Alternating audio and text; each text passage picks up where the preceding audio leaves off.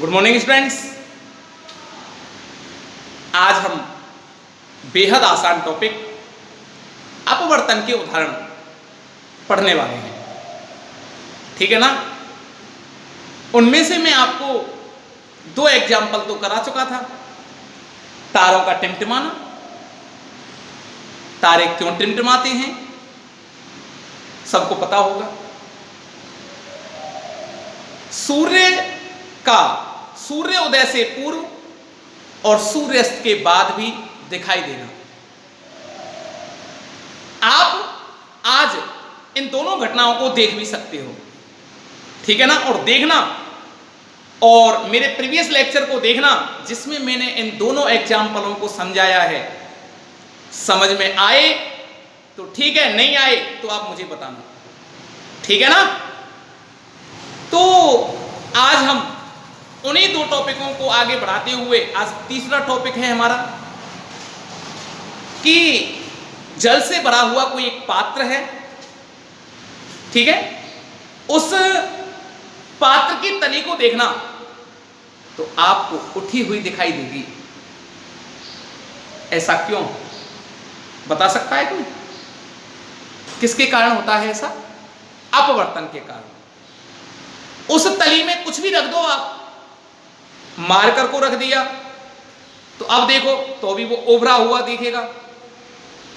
सिक्के को रख दो तो भी वो उभरा हुआ, उभरे हुए को मैं यूं भी कह सकता हूं कि उठा हुआ दिखाई देगा। एक कागज पर, कागज ले लो, कागज तो थोड़ा गल जाएगा, और कुछ ले लो और उस पर कुछ शब्द लिख दो आप। जैसे लिख दिया आपने रसगुल्ले, ठीक है ना। उसको उस पात्र में रख दो जो जल से डूबा हुआ है, तली में रख दो, उस पात्र की तली में रख दिया, देखना वो शब्द आपको उभरे हुए दिखाई देंगे। क्यों, किसके कारण बताओ? अपवर्तन के कारण, ठीक है ना। किसके कारण बेटा? अपवर्तन के कारण ऐसा होता है। और कोई भी वस्तु सघन माध्यम में रखी हो, आप विरल माध्यम से देख रहे हो, रेयर मीडियम से देख रहे हो, 100% आपको वो उभरी हुई दिखाई देगी। क्यों, ऐसा क्यों होता है? अपवर्तन के कारण। किसके कारण? अपवर्तन के कारण ऐसा होता है, ठीक है ना। तो उन्हीं को हम अभी विजुलाइज करने वाले हैं प्रैक्टिकली तौर पर, और आप भी प्रैक्टिकल घर पे अपने पे कर सकते हो। कोई जल से भरा हुआ पात्र है,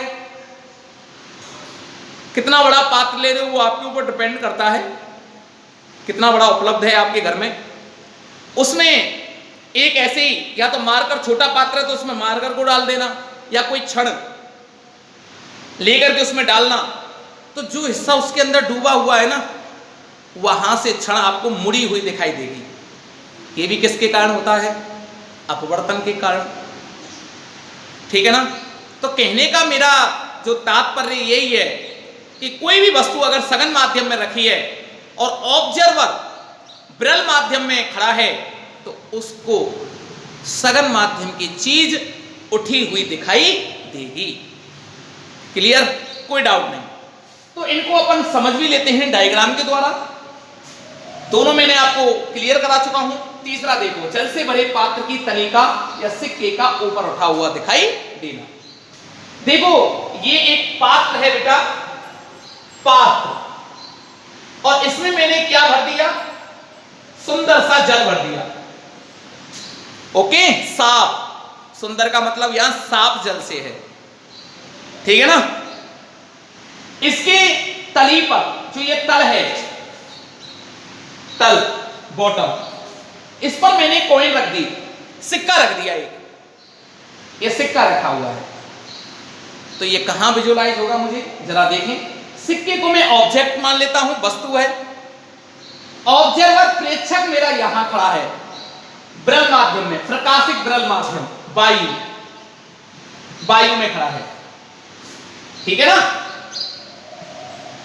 अब देखो वो देख रहा है, तो इमेज के निर्माण के लिए, प्रतिबिंब के निर्माण के लिए कम से कम 2 किरणों का होना जरूरी होता है ना।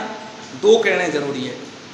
एक किरण तो बेटा ये जा रही है, देख लो आप, ये जा रही है, ये सरफेस है, दो माध्यमों को अलग करने वाला सतह है। तो जब सघन से विरल में जाएगी, जहां टकराई वहां आपतन बिंदु, आपतन बिंदु पर मैंने अभिलंब ड्रॉ कर दिया। तो सघन से विरल में जाती है तो अभिलंब, इसको जाना तो कैसे था बताओ, कैसे जाना था बेटा, इस प्रकार से जाना था, लेकिन अभिलंब से कहां हट गई, दूर हट गई, अपवर्तित कर। और ऑब्जर्वर हमारा बाहर है, उसको किरण कैसे लगेगी, उसको तिरछी थोड़ी लगेगी, उसको तो ये लगेगा ये सीधी आ रही है, इसको ऐसे बढ़ाया, बढ़ा दिया ना इसको आगे।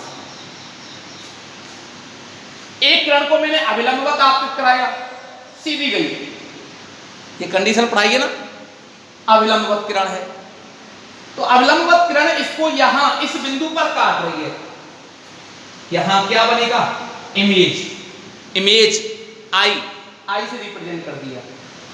तो मुझे ये सिक्का यहां ना दिख करके उस ऑब्जर्वर को कहां दिखेगा, इस जगह पर दिखाई देगा, उठा हुआ। ठीक है, कोई डाउट, ठीक है ना, ये है, ये मैंने लिख रखा है, आपको लिखा दूंगा ये मैसेज, कोई डाउट वाली बात तो नहीं है। पात्र की वास्तविक गहराई, अच्छा ध्यान रखना, गहराइयों को कहां से मापा जाता है, ऊपर से कि नीचे, तली से के ऊपर से, ऊपर से मापा जाता है, ध्यान रखना। ये वास्तविक गहराई पात्र की कैपिटल डी से रिप्रेजेंट कर दी। आवासी, आवासी वस्तु यही है ना, आवासी गहराई, आवासी गहराई को आप में स्मॉल, वो ये डी डैश से रिप्रेजेंट कर। कौन बड़ा है, कैपिटल डी बड़ा है, स्मॉल डी छोटा है, तो small D dash less than D. Okay, तो इसका ये फॉर्मूला आ गया, बहुत क्लास है। अपवर्तनांक, क्योंकि ये प्रकाशित विरल माध्यम में वायु है, इसका अपवर्तनांक तो क्या होगा, मान लें अपन n1, n1 बराबर क्या आएगा 1, और सघन माध्यम का अपवर्तनांक n2 बराबर क्या आएगा n, क्योंकि वायु का तो 1 होगा ना, वायु से तो देख रहा है ऑब्जर्वर, सघन माध्यम n2 बराबर n हो गया, कुछ भी हो सकता है, जल हो, कांच हो, कुछ भी हो सकता है, ठीक है ना, ये आ गया। तो अपवर्तनांक का फॉर्मूला हो गया वास्तविक गहराई बटे आवासी गहराई, d अपॉन d डैश। बहुत फर्स्ट क्लास है, इसके राजस्थान बोर्ड ने न्यूमेरिकल भी पूछ लिया गया है। तो अपवर्तनांक का फॉर्मूला क्या आता है, वास्तविक गहराई बटे आवासी गहराई, आसानी से आप निकाल सकते हो, या आवासी गहराई निकालनी हो, अपवर्तनांक का डिवाइडेशन हो जाएगा, डिवाइड हो जाएगा अपवर्तनांक, ठीक है, कोई डाउट वाली बात नहीं है। फोर्थ नंबर का है पार्श्विक विस्थापन। ये कांच की आयताकार प्लेट है बेटा, या यूं कह लो आयताकार एक सिल्ली है, ठीक है ना, यहां दो बार अपवर्तन होता है। ये प्रकाश एक सघन माध्यम होगा, कांच की सिल्ली है,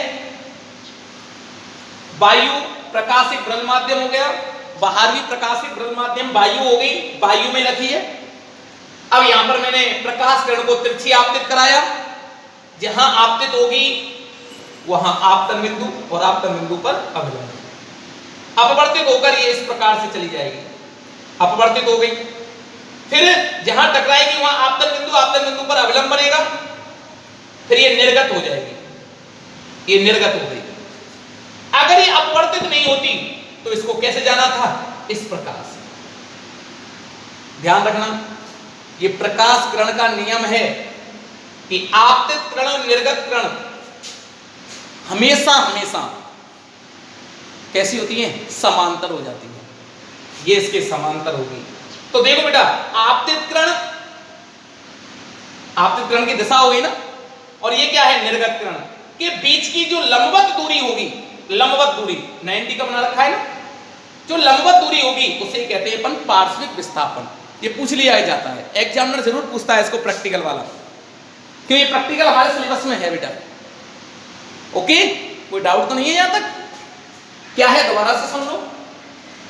ये कांच की सिल्ली पर किरण को आपतित कराया, सघन में गई, अभिलंब की ओर झुक गई, सघन से फिर विरल में जा रही है, सघन से कहां जा रही है, विरल में, तो अभिलंब से दूर हट गई, दूर हटेगी ना, तो जो आपतित किरण की दिशा है या आपतित किरण है उसकी कैसी हो जाएगी, बिल्कुल समांतर। तो ये जो बीच का गैप है ना, जो बीच की जो लंबवत दूरी है उसे कहते हैं पार्श्विक विस्थापन। तो डेफिनेशन क्या हुई?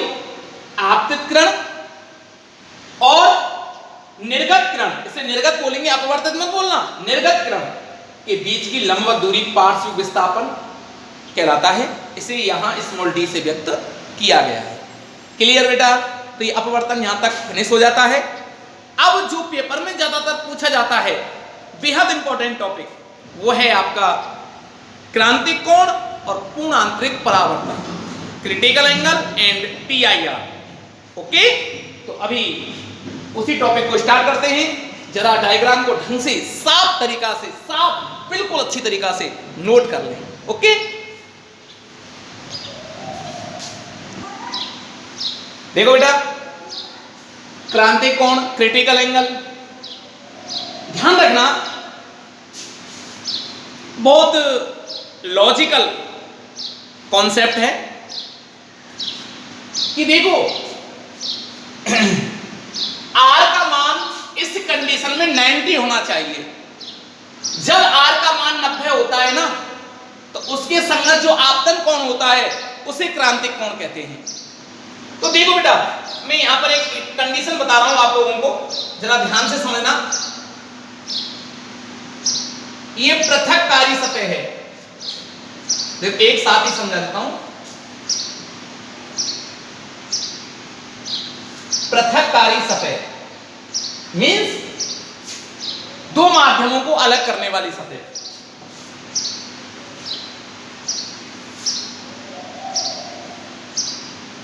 यहां बेटा प्रकाशिक सघन माध्यम है, तो मैंने ये जल भर दिया।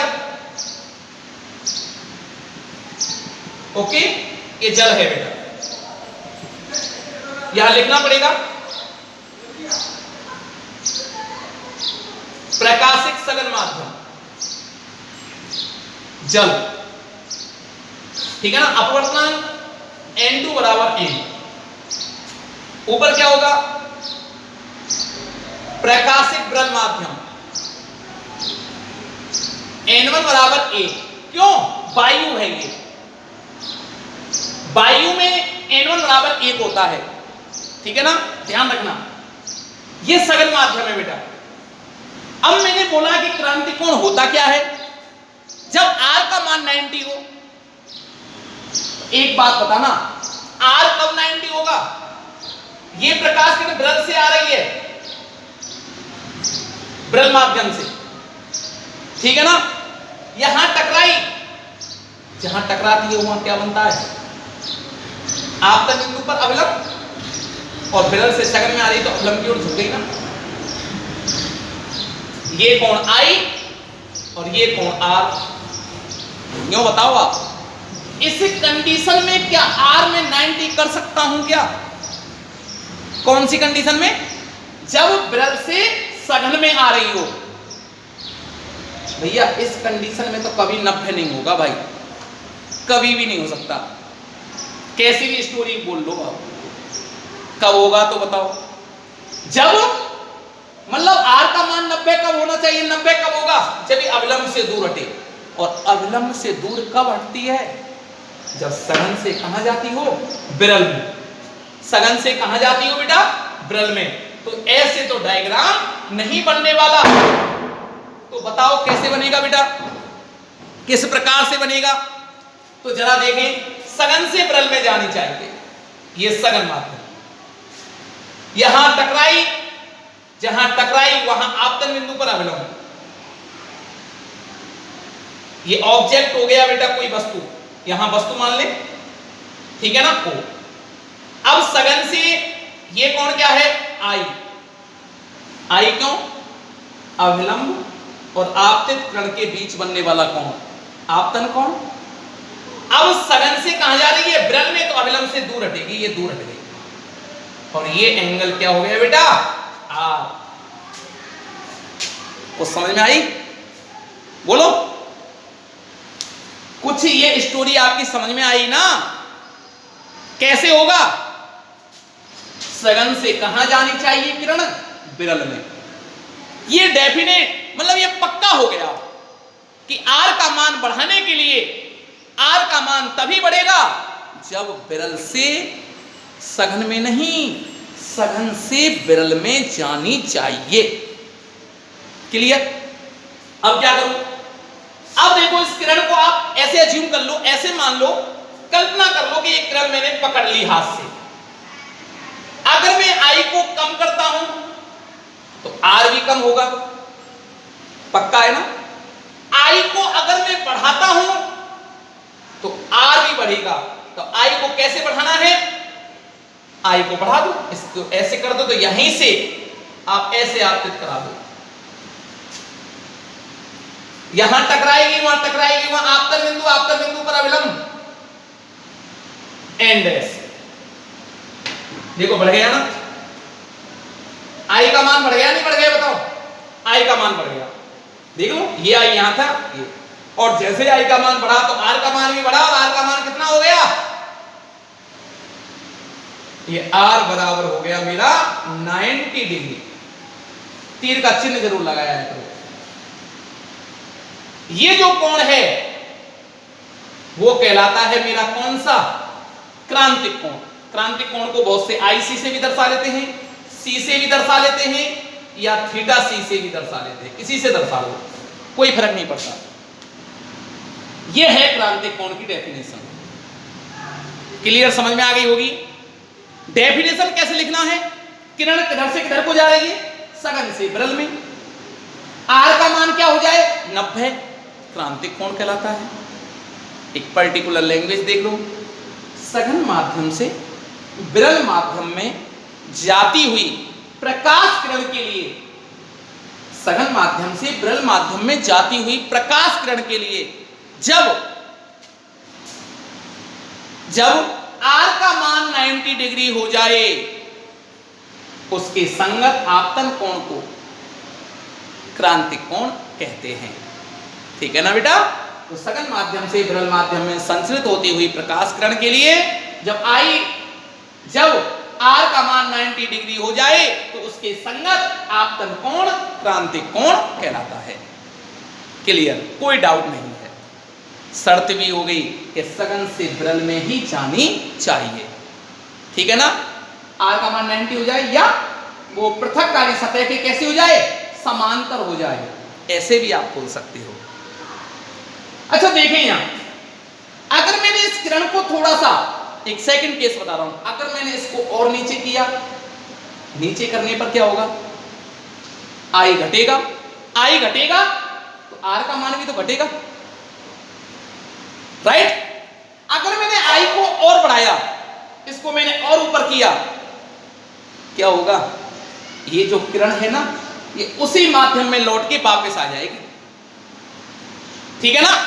और इसको घटना को कहते हैं पूर्ण आंतरिक परावर्तन, TIR। ठीक है ना? जरा उसको भी बाद में पढ़ेंगे, पहले इस पर एक संबंध आता है, अपवर्तनांक और क्रांतिक कोण में संबंध बहुत शानदार है, क्वेश्चन भी पूछ लिया जाता है। तो यहां मैं लिख रहा हूं अपवर्तनांक एन व क्रांतिक कोण IC में संबंध। जरा ध्यान से समझना। अच्छा ध्यान रखना बेटा, यह घटना क्या अपवर्तन है?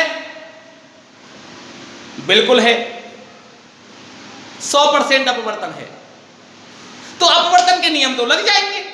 जब अपवर्तन, ये घटना आप कह रहे हो कि अपवर्तन है, क्यों? आई भी है, आर भी है, अपवर्तन जैसा है, हो रहा है, अपवर्तन हो ही रहा है, तो अपवर्तन के नियम भी लग सकते हैं। तो इस कंडीशन में मैं स्नेल का नियम लगा देता हूं। तो स्नेल के नियम से, स्नेल के नियम से क्या है बेटा? N1 sin I बराबर N2 sin R। ठीक है ना? कोई डाउट वाली बात नहीं है तो बताओ। देखो ये कैसे आता है, इसको देखें जरा। ये मैंने पढ़ाया था, आपको याद हो तो N2 बराबर N2 बटे N1 बराबर sin I बटे sin R, यही तो आता है बेटा। तिरछा गुणा कर लें, क्रॉस मल्टीप्लाई, तो तो क्या आ जाता है स्नेल का नियम, N1 sin I बराबर N2 sin R। अब देखो N1 की वैल्यू क्या है बेटा, 1 है, देख लो आप।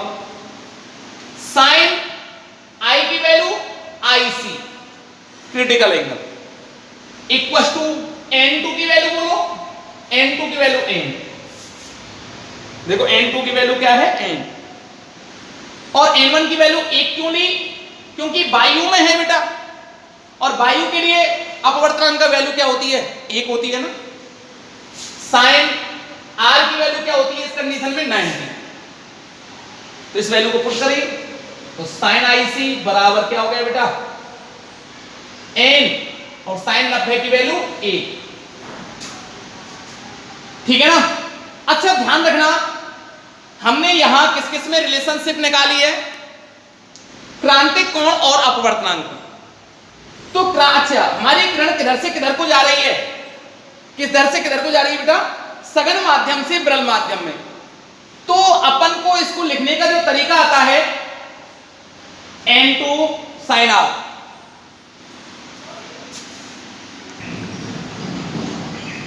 हाँ देखें ये देखो आप, और इसी तरीका है अपवर्तनांक और क्रांतिक कोण में संबंध, ठीक है ना। तो वो देखो मैं अभी बता चुका था आपको, अपवर्तन तो हो रहा है ना, तो अपवर्तन हो रहा है तो स्नेल के नियम भी लग सकते हैं ना, पक्की बात है। तो देखो बेटा किस प्रकार से लगेगा स्नेल का नियम, तो स्नेल का नियम मैंने बताया था 1N2 बराबर क्या सूत्र होता है, N2 बटे N1 sin I बटे sin R। ओके, तो देखो बेटा इस फॉर्मेट से आप देखें, इसको क्रॉस मल्टीप्लाई कर लीजिएगा, तो N1 sin I बराबर N2 sin R, ठीक है ना। अब इसमें वैल्यू पुट कर दो आपने जो भी वैल्यू मानी है, ठीक है ना। हाँ इसमें देखें आप N1 की वैल्यू देखें, N1 हमेशा वो लिया जाता है, यहां पर देखो एक बात ध्यान रखना, कभी भी गलती नहीं होगी आपसे, जो आपतन कोण है ना, आपतन कोण वाला अपवर्तनांक लिया जाता है। रिफ्रैक्टिव जो इंडेक्स लेते हैं, कौन सा लेते हैं बेटा, आपतन कोण वाला। कभी भी आपसे गलती नहीं होगी, थोड़ी सी भी अगर मिस्टेक हो गई ना मामला खराब हो जाएगा। उसमें थोड़ा सा पिछले बारे में थोड़ी सी मिस्टेक हो गई थी, मामला खराब हो गया था। ये देखो N1 sin I, ठीक है ना, N1 किससे जा रही है, आपतन कोण वाला ही है क्या अपवर्तनांक। I कौन से माध्यम में माना है मैंने, सघन में, डेंस और मीडियम में, मीडियम डेंस है हमारा यहाँ, तो इसी का अपवर्तनांक लेना है। N1 इसी में मानना पड़ेगा, N1 देख लो, N ले लिया, I की वैल्यू बोले IC इक्वल टू R कौन से माध्यम में, देखो जरा देखें आप, कभी भी गलती नहीं होने वाली। R कौन से माध्यम में, रियल मीडियम में, ठीक है ना। विरल माध्यम का अपवर्तनांक लेना पड़ेगा फिर, और विरल माध्यम का अपवर्तनांक बोले वायु, और वायु का क्या होता है 1 और साइन 90, ये बिल्कुल राइट है। अब देखिए साइन 90 की वैल्यू बेटा क्या होती है, 1 होती है ना, तो N साइन IC बराबर 1, तो क्या हुआ बेटा, मुझे किसकी वैल्यू ज्ञात करनी है, साइन IC, तो साइन IC बराबर हो गया 1/N, ठीक है ना। तो ये अपवर्तनांक और क्रांतिक कोण में संबंध आ गया। इसका मतलब क्या हुआ, इसका मेन समझो आप, कि अपवर्तनांक जिस माध्यम का ज्यादा होगा उसमें क्रांतिक कोण उतना ही कम आएगा। कहने का पर्पज क्या है, जल भरा हुआ है बेटा, जल की जगह में ग्लिसरीन भर लूं तो अपवर्तनांक बढ़ेगा ना, अपवर्तनांक बढ़ा तो क्रांतिक कोण क्या हो जाएगा बेटा, घट जाएगा। तो ग्लिसरीन में ना क्रांतिक कोण कैसे आने वाला है, जल की तुलना में कम। क्यों, ग्लिसरीन का अपवर्तनांक जल से ज्यादा होगा। क्लियर, और मैं और आपको क्लियर करा दूंगा। यहाँ पर थोड़ा सा मैंने रिलेशन बता दिया है आपको। 1 नंबर का ये क्वेश्चन काफी बार पूछ लिया गया है, क्रांतिक कोण और अपवर्तनांक में संबंध। इसको एक बार और समझ लें, किस प्रकार से निकाला, स्नेल का नियम लगाना है, ये जानते हो बेटा आप। अपवर्तन की घटना हो रही है इस कंडीशन में, अगर मैंने किरण को थोड़ा सा ऊपर और कर दिया तो आई का मान बढ़ जाएगा ना क्रांतिक कोण से, तो ये किरण कहां जाएगी, यहां आ जाएगी। अब अपवर्तन नहीं होगा, होगा क्या, अब नहीं होगा।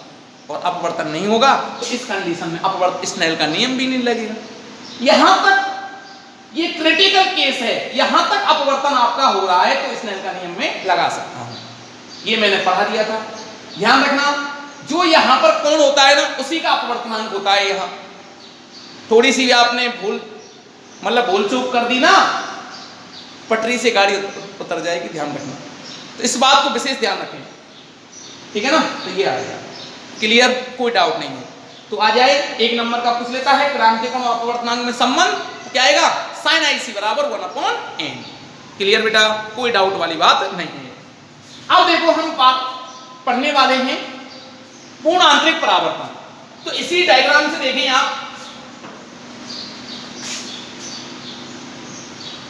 तो क्या होगा बेटा, ये पृथककारी सतह है,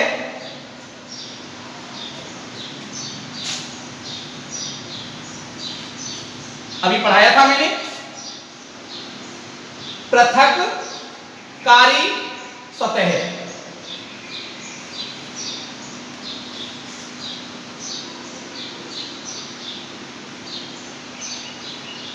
पृथककारी सतह।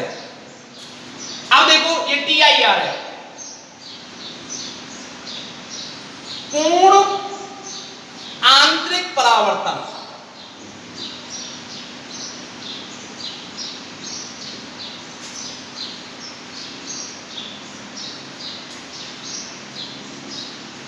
तो देखो बेटा ये कैसे होगा पूर्ण आंतरिक परावर्तन की घटना, जरा कैसे समझोगे आप लोग,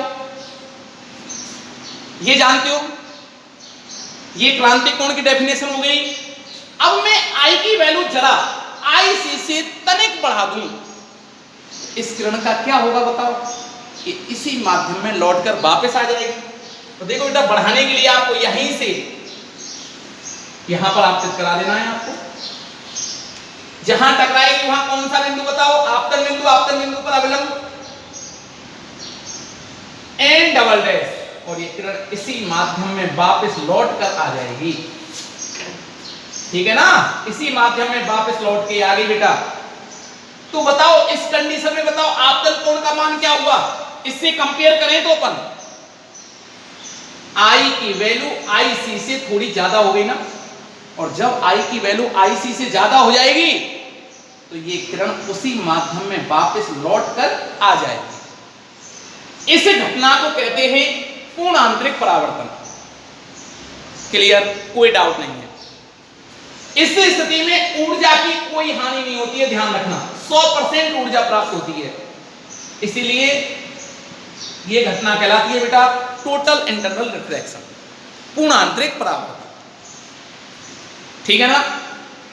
तो डायग्राम यही बनेगा, सघन माध्यम, विरल माध्यम ऊपर, प्रकाशिक विरल माध्यम, ठीक है ना। और ये कौन सा होगा, N2 बराबर 1 होगा, क्योंकि वायु है। डेफिनेशन सुनने जरा, सघन माध्यम से विरल माध्यम में संचरित होती हुई प्रकाश किरण के लिए जब आपतन कोण का मान क्रांतिक कोण से अधिक होता है तो प्रकाश किरण पृथककारी सतह से टकराकर वापस उसी माध्यम में लौट आती है। इसी घटना को प्रकाश का पूर्ण आंतरिक परावर्तन कहते हैं। इस घटना में ऊर्जा की कोई हानि नहीं होती है, 100% ऊर्जा प्राप्त हो जाती है हमको, जितनी आपतित हो रही है उतनी प्राप्त हो जाती है, ठीक है ना। इस घटना की काफी शानदार अच्छे एग्जाम्पल हैं, वो हम बताएंगे आपको। तो ये डायग्राम आपकी समझ में आ गया, कोई दिक्कत नहीं, क्लियर। अब एक क्वेश्चन और आ जाता है, कि पूर्णांतरिक परावर्तन की शर्त क्या है, कौन सी कंडीशन होना जरूरी है कि तब आपका TIR होगा। तो इसके लिए दो शर्त तो बहुत इंपॉर्टेंट है, वो आपको दिख गई होंगी, डायग्राम देख करके ही विजुअलाइज हो रही होंगी आपको। पहला केस है बेटा कि किरण कौन से माध्यम से कौन से माध्यम में जानी चाहिए, सघन से विरल में, ओके। और दूसरा केस क्या है कि आपतन कोण का मान क्रांतिक कोण से अधिक होना चाहिए। तो ये दो केसों को विशेष ध्यान रखें। कौन कौन से हैं? नंबर 1, प्रकाश किरण सघन माध्यम से विरल माध्यम में संचरित होनी चाहिए। दूसरा केस, दूसरी शर्त, आपतन कोण का मान क्रांतिक कोण से अधिक होना चाहिए। ये दो कंडीशन है तो आपका आसानी से पूर्णांतरिक परावर्तन अर्थात TIR हो जाएगा। ठीक है बेटा, तो आज के लिए इतना ही काफी है। इसको आप बार बार लिख लिख के लर्न करें। Thank you.